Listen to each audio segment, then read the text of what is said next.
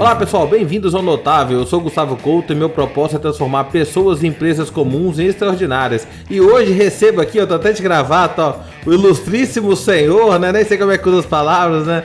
Deputado federal Thiago Metrô. Bem-vindo, Thiago. Dá um alô pro pessoal aí, por favor.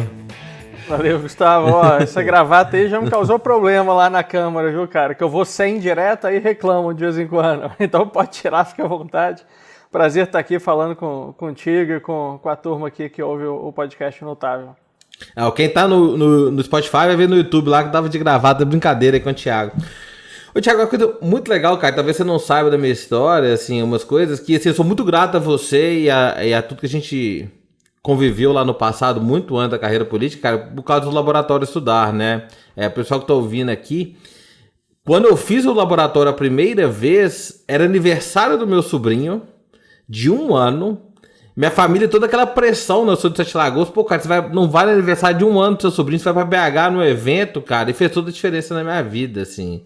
E o Thiago tava na parte do grupo, e depois ele acabou virando diretor executivo na prática do Laboratório Estudar. Como é que ficou? Como é que foi isso? Da Fundação Estudar, né, como um todo. Da Fundação Estudar como um todo, né? E que engraçado que, assim, que eu abri mão do evento familiar super importante. E nesse evento, por exemplo, eu conheci uma pessoa da minha sala, que era a Fernanda, cara. Ela me apresentou pro namorado dela, que hoje é marido. E o sócio do marido dela, a namorada dele, foi a grande sponsor da minha carreira e me fez crescer, me fez estar aqui hoje, sabe? E talvez se eu não tivesse ido nesse evento, eu tinha desistido da vida, assim. E outra coisa interessante, tinha um salto entre o evento e o outro. E eu deixei para fazer o evento no ano seguinte, que meu salto foi para os Estados Unidos. Fazer 2 cursos para trazer para o Brasil. Então, ia coincidir na semana, então eu sou muito grato com isso. E como é que foi essa experiência? Como é que foi, assim, liderar esse grupo? Explica pro pessoal o que era o laboratório, o que é no Laboratório Estudar, o que é hoje chama na prática. Queria entender isso, acho que o pessoal pode ser muito útil. Legal, cara. Quando eu entrei na Fundação Estudar, né, ali no início de 2011, a organização era uma organização que já tinha 20 anos de história na época, né, mas que ainda tinha um impacto muito restrito a um grupo de pessoas diretamente apoiadas pela Fundação através de um programa de bolsas de estudos, né, que foi o que originou a Estudar lá em 91 e foi um programa muito bem conduzido ao longo desses primeiros 20 anos dela, mas existia uma vontade da Estudar de ter um impacto direto maior. Obviamente, o impacto das pessoas que receberam a bolsa nos primeiros 20 anos era muito grande, né? Tinha vários CEOs de empresa, gente que teve papel importante em governos e por aí vai, mas a organização sentia essa vontade de impactar diretamente um número maior de pessoas. E aí eu entrei lá incumbido de uma dessas frentes de expansão da organização, em que eu tinha atuado antes com empresa júnior e tudo, então eu tinha um certo conhecimento do meio universitário, e aí a gente resolveu testar alguns programas que iam levar, né, a essência da Fundação Estudar, que basicamente é esse mindset de crescimento, de querer fazer coisas além daquilo que você imagina que é capaz e tudo, num formato de cursos para universitários e recém-formados, né? E aí a gente empacotou na época com o apoio do Rodrigo Brito, um amigo aí que também trabalha muito com essa questão de formação de lideranças, e a gente resolveu colocar num conteúdo de 2 finais de semana a essência do que seria essa cultura de sonhar grande, né, de executar as coisas, de ter integridade, obviamente, na sua carreira, na sua vida. E daí surgiu o que a gente chamou lá atrás do Laboratório Estudar, que seria esse espaço de transformação desses jovens aí, início de carreira, onde a gente buscava, acima de tudo, estimulá-los a alcançar o máximo ali do seu potencial, né? E foi um programa que deu muito certo, né? A gente começou, acho que o piloto dele foi ali em 2012, se eu não me engano foi quando você fez. Eu fiz 2013, na verdade. 2013, né? Então foi ali na segunda turma. A gente teve 250 alunos em 2012, triplicou para 750 em 2013, depois triplicou de novo para 2.000 e poucos aí em 2014, né? E todo mundo que participava, né, a grande maioria, 90 e tantos %, tinha muito essa sensação de que você descreveu agora, né? De que o programa ajudou muito a abrir assim a cabeça, né? E e mostrar que a gente, cada um de nós, né, como indivíduos, podemos e devemos fazer mais para impactar outras pessoas e para ajudar a contribuir assim a transformação da nossa sociedade, né?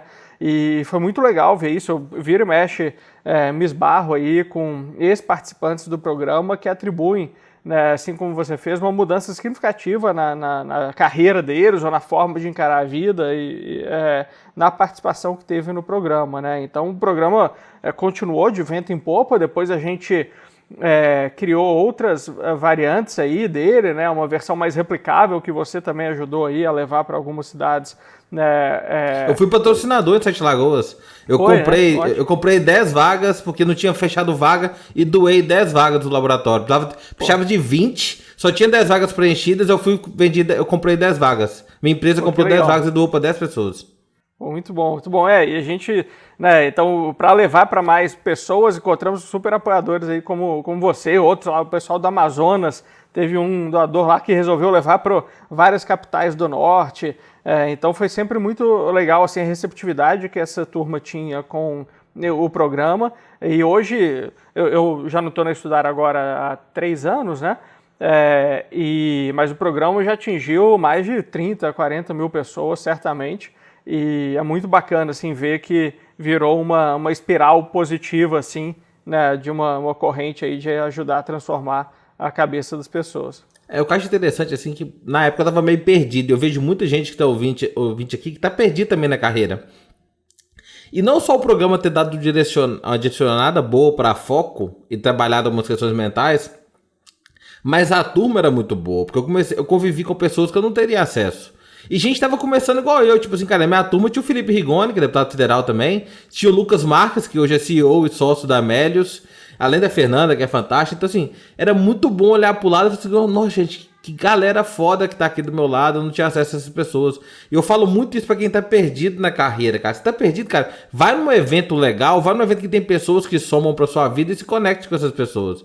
Então acho que além do conteúdo, você filtrava muito bem quem entrava no programa, quem entra no programa que existe até hoje. A gente brincava que boa parte do nosso trabalho seria realizado se a gente simplesmente colocasse todas aquelas pessoas na sala, trancasse a porta, saísse e voltasse só no fim do domingo aí, que com certeza a galera ia ter achado o programa o máximo, mesmo sem a gente ter feito nada, né? Então, assim, essa conexão é essencial também, como você bem falou, para a gente poder estimular as pessoas, né, através do exemplo dos pares, a chegarem mais longe. E assim, você teve uma carreira super exponencial, né? Você virou diretor executivo de uma empresa do Jorge Paulo Lema, né? Do grupo que o Lema faz parte, né? Cara, como que foi isso, assim, ter saído, assim, cara, quase recém-formado e poucos anos depois você virou diretor executivo nos principais... Muito... Essa é a menina dos olhos dele, né? Ele adora a fundação, adora... Como é que foi, assim, né? Profissionalmente ter virado? O que você acha que você fez pra poder, assim, cara, arriscar e crescer na carreira rápido?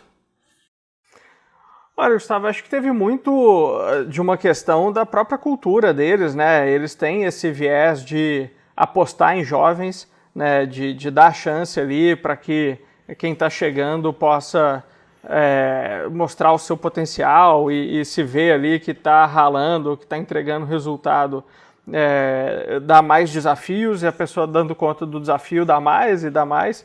Né, e acho que teve um pouco disso, teve muito disso, na verdade, né? Se eu tivesse um ambiente que valorizasse ali a experiência, né, que valorizasse tempo de carreira e tudo, certamente eu não teria conseguido. Então não tem só a questão de mérito próprio, tem muita questão de você conseguir estar em um ambiente que seja estimulante a esse tipo de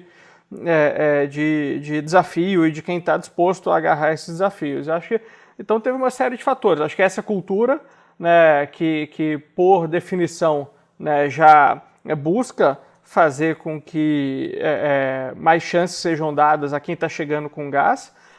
Teve muito momento da organização, né, como eu falei, quando eu entrei ela estava no início de um processo de crescimento, então eu pude ali também, de certa forma, surfar na onda do crescimento da organização, né. Quando eu entrei lá tinha 4 funcionários. Né? Aí eu fui o 5º, depois chegou o 6º, depois o 7º, 8º, não sei o quê. Então, como eu já estava lá, a turma que veio crescendo, eu comecei a gerenciar, a liderar equipes e tudo ainda cedo por ter entrado na organização num período ali propenso do crescimento dela. E outra foi daí, de fato, ter agarrado a oportunidade, né? Então, assim, ralei pra caramba, né? Esse programa que a gente mencionou aqui, na época, o laboratório, hoje chama Liderança na Prática, como a gente falou, que era aos finais de semana, né? Você teve que abrir mão lá do aniversário de um ano do seu sobrinho para participar do curso de 2 finais de semana. Eu e a equipe, a gente abria mão de todo final de semana, porque era um final de semana em BH, um final de semana em Porto Alegre, um final de semana em Fortaleza, o outro em Manaus, o outro em Brasília, o outro em São Paulo, o outro no Rio, né? Então, assim, teve ano ali, principalmente em 2013, 2014, onde o programa ainda estava no início, que era muito dependente daqueles que tinham ajudado a formular e liderar o processo. Eu trabalhei metade dos finais de semana por ano, para conseguir estar presente ali em todos eles e tal. Então, acho que essa disposição em me entregar para os resultados da organização, que obviamente era um propósito de vida meu também, né? E também ali os resultados que o programa atingiu e aí as outras responsabilidades que eu fui adquirindo ao longo do tempo, né? Acho que foi mostrando para o conselho ali da organização que podiam apostar, né, em mim, porque eu iria realmente me dedicar ao máximo ali para poder levar a organização para um outro patamar. Eu acho que tem 2 coisas na sua fala aqui para a gente ficar atento, que assim, a primeira você está numa organização que a cultura não é de crescimento rápido, cara, não adianta querer lutar contra essa cultura, né? Então, assim, cara, se você quer crescer rápido, você tem que estar numa cultura que esteja favorável a isso. As pessoas têm muito medo de arriscar no início da carreira, cara, mas se você não arriscar no início, cara, depois você não arriscar, depois você é casado e tem filho, não, cara, é muito mais difícil arriscar. Eu falo que o cara fica muito mais cagão, né, assim, por motivo, né? Acho que esse é um ponto bem importante. E outra, cara, a questão de colher para plantar, né? Agora de manhã a babá da minha filha tava falando assim, nossa, ontem 00:30 você tava trabalhando. Eu falei, cara, eu tenho que plantar agora, porque senão eu não vou colher mês que vem. Eu brinquei, cara, você trabalha muito, eu trabalho muito porque eu tenho umas babás muito especiais em casa para cuidar dos 3 filhos. Mas assim, é dedicação, cara. Não existe resultado sem dedicação. E assim... Exatamente. E assim, só por curiosidade até, né? Como que era o relacionamento com o Lima, né? Lembra? Uma coisa que é engraçada, porque uma vez eu encontrei com ele num evento. Acho que isso da fundação em São Paulo. Eu falei assim, Lima, eu quero fazer um negócio aqui que eu quero contar pros meus netos, né? Aí ele, o quê? Pô, quero bater uma selfie contigo. Ele, vamos lá, e bati uma selfie com ele. De vez em quando eu posso, né? Tipo assim, cara... É inspiração, e é muito legal ver no discurso dele que ele é uma pessoa normal, né? Surf, tênis, etc, né? As pessoas acham que esses caras... bilionários são muito distantes. Semana que vem eu tenho uma reunião com o Álvaro Chocaí, que é bilionário também, do Além da Facu e da Link. E esses caras são normais, igual a gente, né? Não sei como foi a percepção de convívio com o cara. Essa simplicidade da cultura empresarial dele, do grupo dele, é um reflexo da própria personalidade dele, né? Então, é um cara que, apesar de todo o patrimônio que tem, que construiu ao longo da vida, é um cara simples, né? Eu já tive contato com outras pessoas também, bilionárias, não sei o quê, e tem vários que passam a, sabe, emanar poder, aí começa a ter todo ali os trimelique e tal de gente rica e tudo, e ele é um cara simples, assim, ele veste roupa normal como a gente, sabe? Eu lembro na entrevista que eu fiz com ele para entrar na Estudar, né, onde ele me entrevistou, né, eu fui assim, todo, caramba, e aí, como é que eu falo com o cara, né? Eu nunca tinha conhecido alguém que nem ele, assim, até porque tem poucos no mundo como ele. E é um cara super simples, assim, sabe? Chega na cadeira, encostado, assim, batendo papo.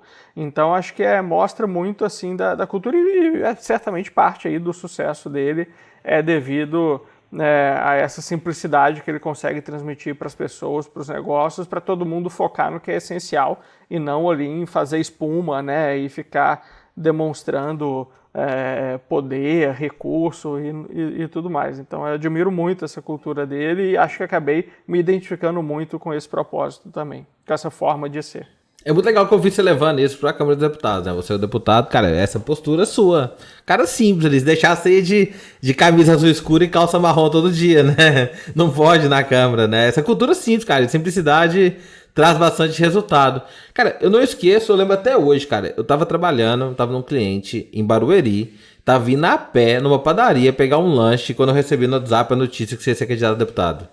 E eu falei assim, acho que eu te mandei mensagem, eu mandei mensagem para uns 20 amigos, falando assim, cara, vou trabalhar pra esse cara de graça, assim, não acredito que esse cara tá entrando pra virar político, assim. Eu tinha admiração, tinha uns 3 anos que eu não falava contigo ou mais, eu falei, eu te mandei mensagem, eu acho, no dia. Assim, porra, bicho, conta comigo, assim.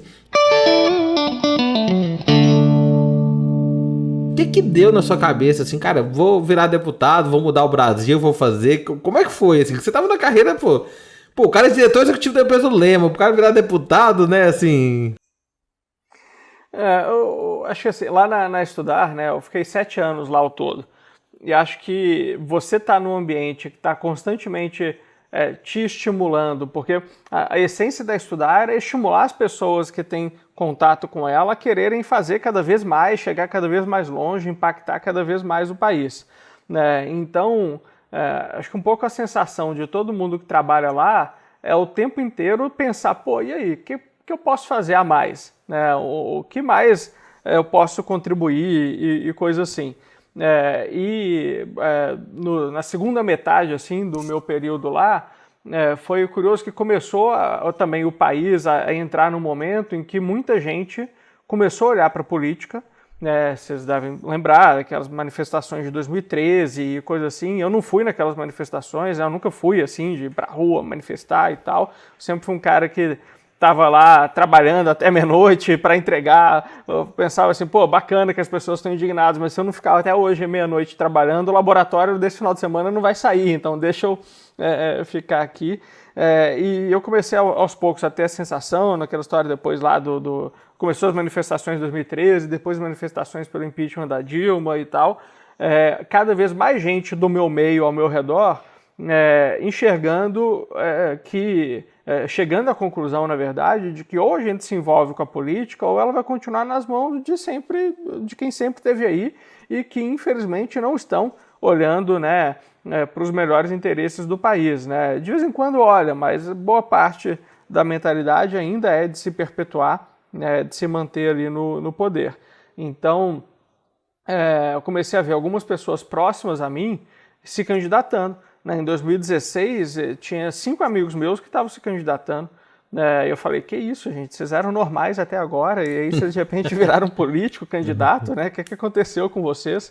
Então, minha primeira reação quando eles resolveram se candidatar em 2016 foi essa. Só que alguns se elegeram, né? Janaína Lima em São Paulo, Felipe Camozato em Porto Alegre, né? O Felipe... Sou fã do Felipe. É amigo meu da época de Empresa Júnior. Então, assim, a gente trabalhou muito próximo ali em 2010 e tal, e aí, de repente, ele virou vereador de Porto Alegre. Falei, cara, como assim? Você tá maluco, né?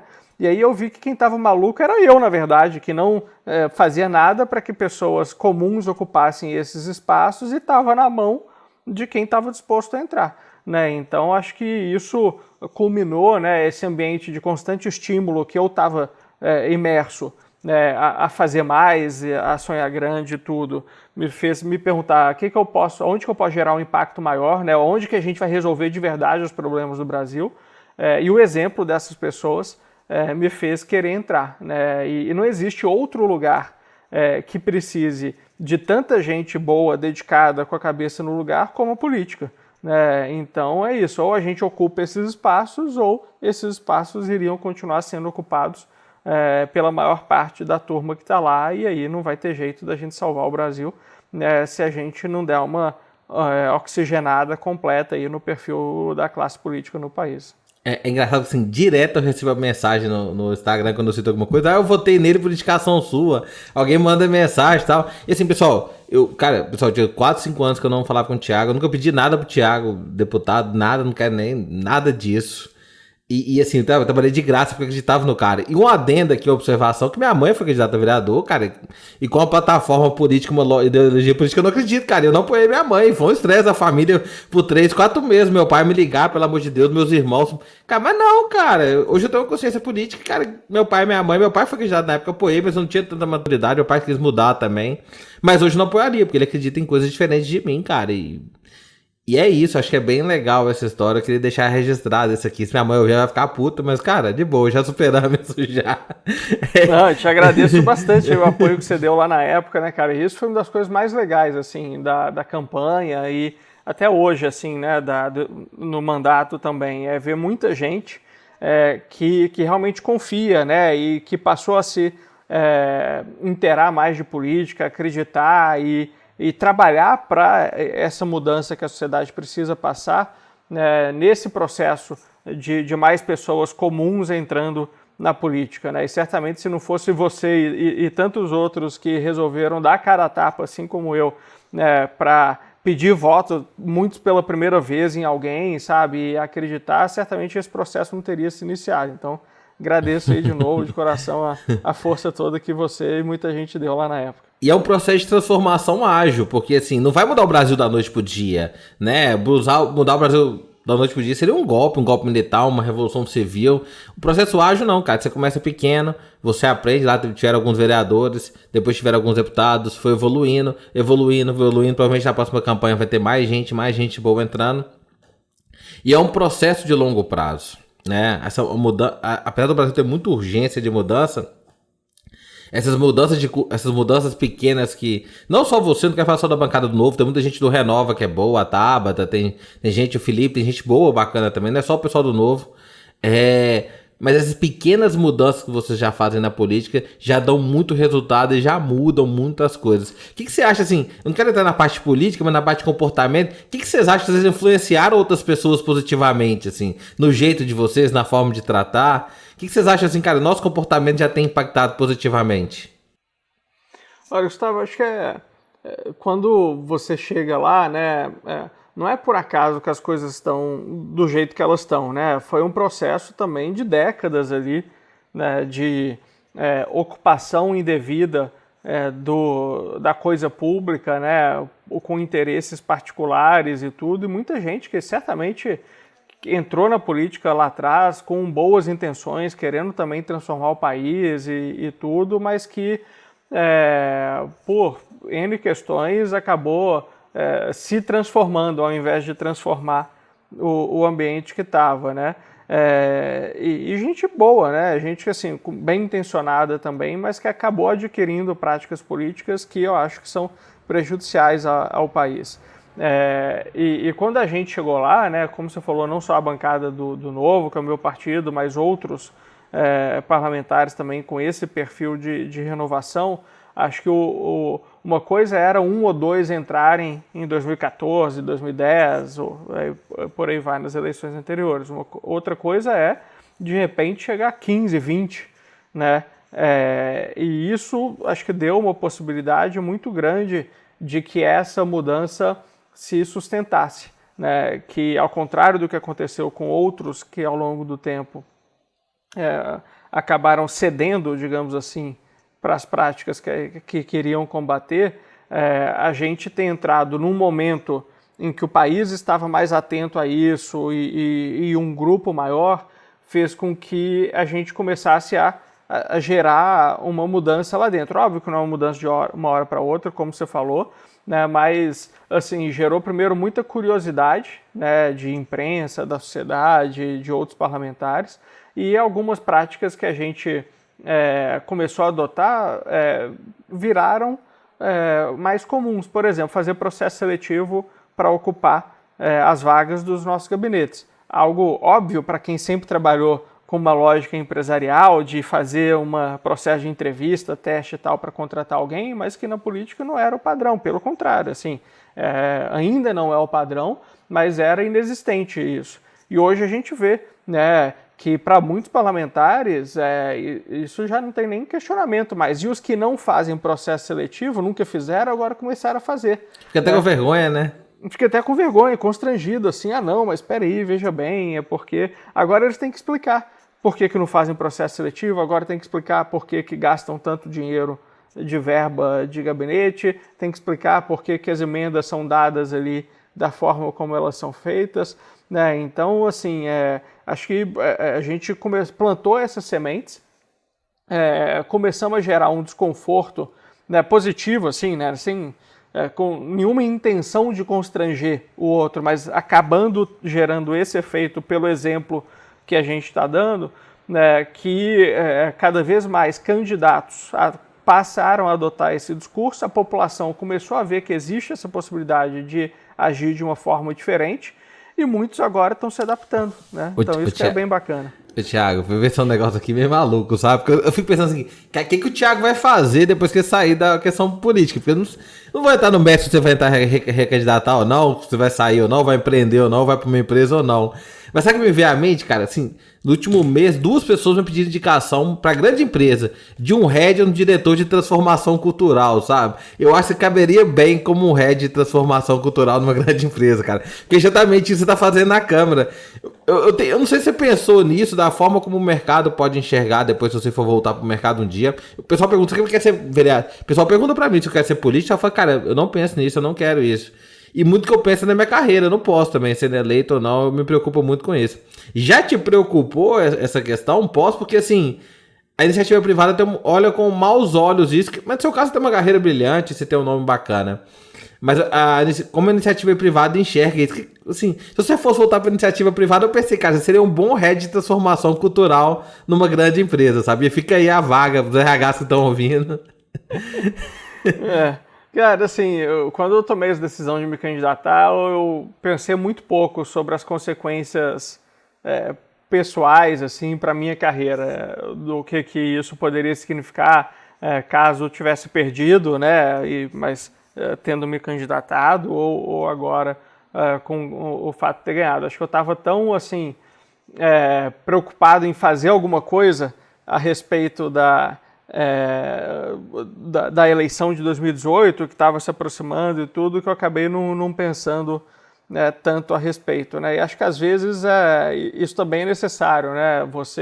Algumas decisões difíceis e arriscadas, se você ficar pensando demais em tudo que pode dar errado, aí você nunca vai tomar essa decisão, né? Aquela história da paralisia da escolha, né? Analysis paralysis, que você analisa tanto e tudo que você não sai do lugar. Né, e acho que ali foi muito um ímpeto de querer contribuir e não fiz essa reflexão de fato. Mas o que eu acho também, cara, assim, óbvio que o nosso grau de empregabilidade é algo que preocupa a todos nós, né? Eu hoje não tenho filhos como você e coisa assim, então eu pude me arriscar mais de fato, mas vão chegando momentos na sua vida que você tem que se preocupar não só consigo mesmo, mas com outros e tal. Né? Por isso que é importante você arriscar mais quando você está mais cedo na sua carreira, né, que o momento te permite, né, mas eu acho também que esse tipo de atitude é valorizado. Né? As razões que me levaram à política, né, são razões que eu consigo explicar. É fácil, né, contar para as pessoas a história. Né? O que eu estou fazendo lá dentro eu consigo explicar. Né? Então, acho que depois que eu sair, não sei se vai ser ano que vem ou quando vai ser, eu acho que não é difícil contar essa história de um ponto de vista de alguém que entrou para fazer uma transformação e não para tentar benefício próprio, coisa assim. E uma pergunta de entrevista de emprego, como se eu fosse te contratando pra ser head aí na empresa, uma coisa. Cara, o que você aprendeu na vida pública que você leva pra cá, se for pra uma grande empresa, pro mercado? O que você leva de aprendizado, né? Porque assim, realmente o cara quer contratar um cara da política porque é da sacanagem, né? Não é seu caso. Assim, o que você leva de aprendizado bacana da sua carreira como parlamentar que você pode ajudar numa grande empresa, numa transformação, etc? Olha, antes, né, na cultura que eu estava lá, da estudar e tudo, foi sempre uma cultura muito racional, né, muito voltada para métrica, para resultado, né, então, assim, você tem as metas, você bate as metas, tá indo bem, você não bate as metas, aí te perguntam por quê e tal, né, então, óbvio que tem uma importância de tudo quanto é ambiente, de relacionamento interpessoal, de soft skills e coisa assim, porque isso também te ajuda a atingir resultado, mas era quase como se assim, a parte objetiva do meu trabalho era 70%, 80%. Né? Hoje na política, a parte racional, cartesiana, é uma parte muito pequena do trabalho. Infelizmente, eu acho que deveria ser mais, mas é quase o oposto, assim. Então é muito mais assim, a mensagem que você vai transmitir, a forma como você se coloca, o relacionamento que você cria. E eu era um cara zero disso. né? Inclusive, isso me levava a ter dificuldades, né, dentro da própria organização. Mesmo de uma organização racional que eu estudar, o fato de eu nunca me preocupar muito com esses aspectos mais de soft skills traz dificuldades, mesmo no ambiente mais racional. Você é introvertido, não é? No MBTI? É introvertido? Sou. Acho que era INTJ, uma coisa assim. Então, assim, a necessidade de você se preocupar com a forma e não só com o conteúdo é algo que eu adquiri muito agora. Né?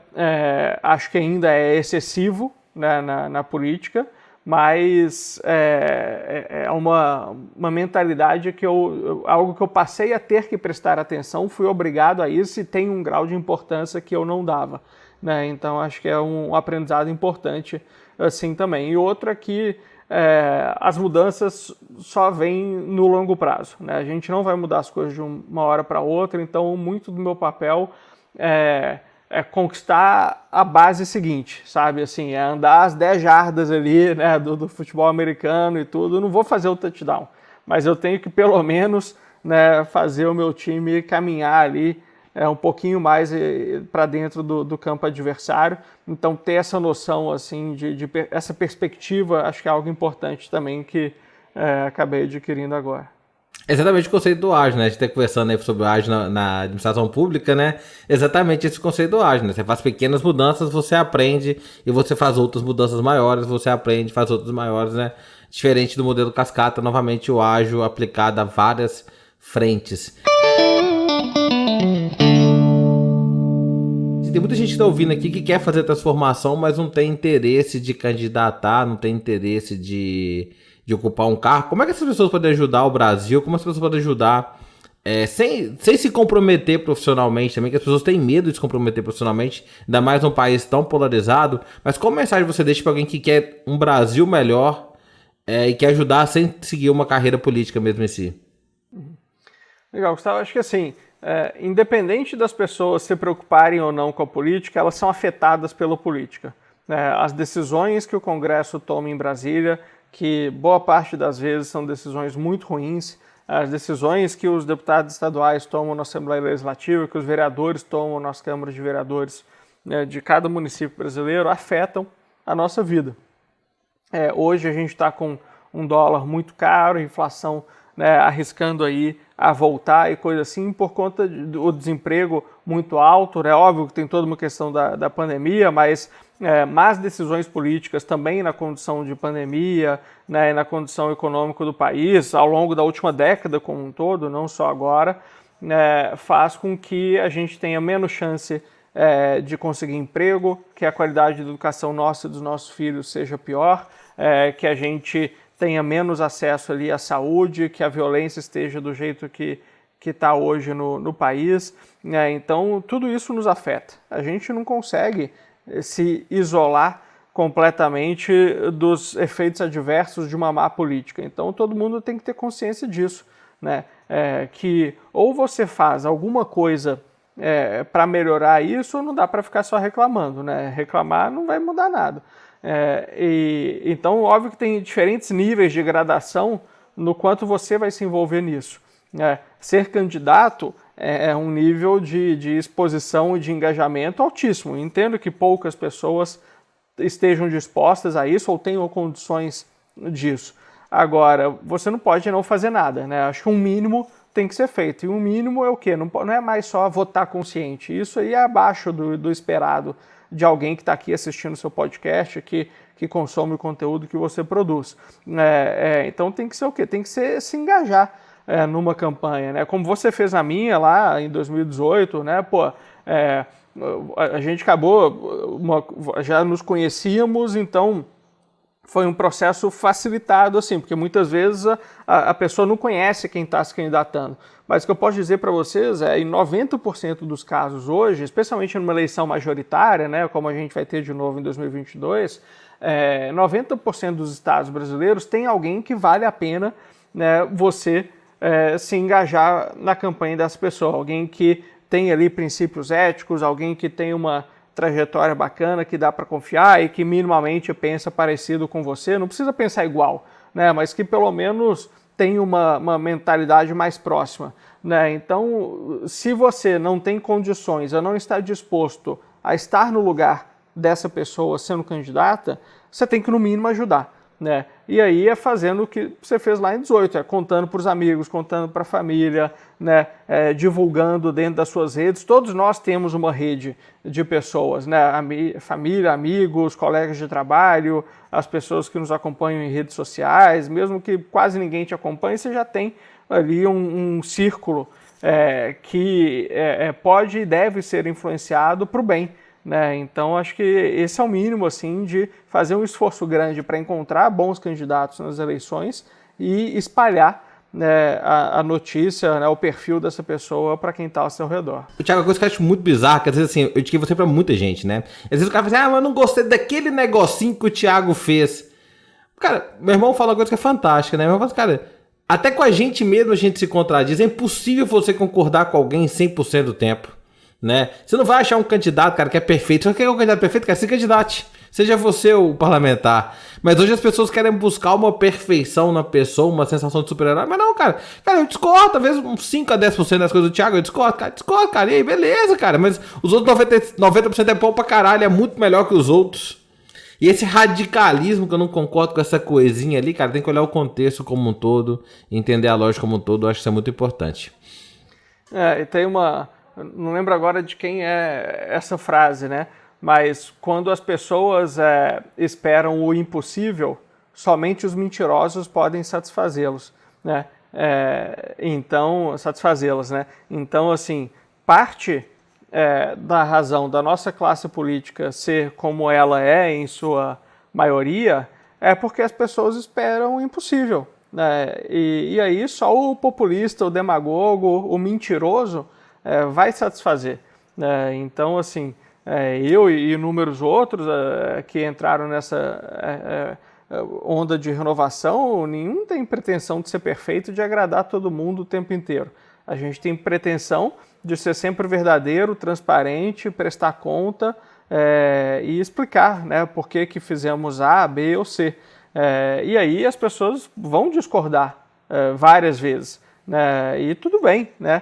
Eu vejo, assim, vira e mexe quando eu tenho que tomar uma decisão um pouco mais polêmica e vou e posto, na votação X, meu voto foi esse por causa disso. Aí vem nos comentários assim, é isso aí, parabéns, por isso que eu votei em você, que orgulho e tal. Aí logo embaixo tem, pô, não esperava isso de você, nunca mais tem meu voto, que traíra e tal. Então eu falo, ó, conversa com o cara de cima, né? E aí se entende com ele, assim, mas nenhuma decisão minha é tomada para agradar o de cima ou o de baixo. Ela é tomada com base no que eu falei que iria fazer em 2018, na minha melhor avaliação, no meu melhor julgamento daquela decisão que eu tenho que tomar. E certamente vou desagradar muitos ao longo do tempo e vou agradar inúmeros também ao longo do tempo. Mas a minha pretensão não pode ser agradar ou desagradar as pessoas sempre. Tem que ser ter a consciência tranquila de que eu tomei a melhor decisão, dado aquele contexto e as condições nas quais eu estava colocado na época, né? E aí é muito importante as pessoas entenderem isso, né? Que eu não vou agir sempre como elas gostariam que eu agisse, né? Mas o importante é, no conjunto da obra, entender se estão satisfeitas ou não, né? E aí buscar, eu não estou falando que precisa fazer isso comigo, né? Pode ser com qualquer político aí que a pessoa acompanhe e tal, mas buscar entender se aquela pessoa no conjunto da obra te representa, porque se algum político hoje te representar 70%, 80%, você já é uma pessoa super privilegiada aí, né? Dado tão poucos que a gente tem que realmente buscam ter essa preocupação de transparência, de prestação de contas e estar ali dando satisfação para a população. O nome do podcast é Notável, o foco aqui é trazer pessoas notáveis. O que é ser notável para você? Qual é a sua definição de uma pessoa notável? Pô, boa pergunta, cara. Essa é uma que eu não tinha pensado ainda, mas acho que nas condições que a gente está hoje no país, né, e tudo, para mim já é notável alguém que mesmo com todas as adversidades que a gente tem, persegue fazer algo para impactar o ambiente ao seu redor, assim, né? Então, alguém que consegue, além, óbvio, das necessidades básicas que todos nós temos, né, ali de dar segurança para si próprio, para a família e tudo, alguém que busca ir além desse básico esperado, mas gerar uma mudança de fato no ambiente ao seu redor. E isso pode ser feito em qualquer nível, não importa a classe social que você pertence, não importa a sua escolaridade, né, não importa a região do país que você vive, mesmo com todas as condições adversas, a gente encontra muita gente que está disposta a ir além do mínimo que se espera dela. E acho que isso é notável e espero muito que mais pessoas topem e estejam dispostas a se engajar, a fazer mais para a sociedade do que só pensar ali em si próprio. Então, Thiago, eu queria te agradecer por estar aqui, cara, dizer que eu te considero um cara notável pra caramba, eu já admirava você já pela frente da Fundação Estudar, depois sua coragem, cara, de ser deputado e estar lá encarar esse desafio, né, em prol, não só de mim, mas da minha família e da população, então obrigado por estar aqui. Eu queria muito mostrar pras pessoas o ser humano por trás do deputado, eu não queria entrar em assunto de política aqui, por isso, cara, esse é o Thiago, cara, por isso que eu pedi voto pro cara, por isso que eu apoio, por isso que eu gosto dele, sou fã dele, que é um ser humano que tá ali, né, as pessoas esquecem de ver uma imagem ali do senhor de gravata, e nem pode, tem que usar, não pode, cara, não existe, ilustríssimo, né, pô, mostrar Vossa Excelência, né? Vossa Excelência, né, pô, então eu queria agradecer muito, eu te considero um cara notável pra caramba, pela coragem de fazer a transformação no Brasil que você tem feito. Pessoal, se você gostou dessa conversa, não deixe de curtir, de comentar, ativar o sininho, se inscrever no nosso canal. E brigadão, Thiago, para todos aí, tenham uma vida e uma carreira notável.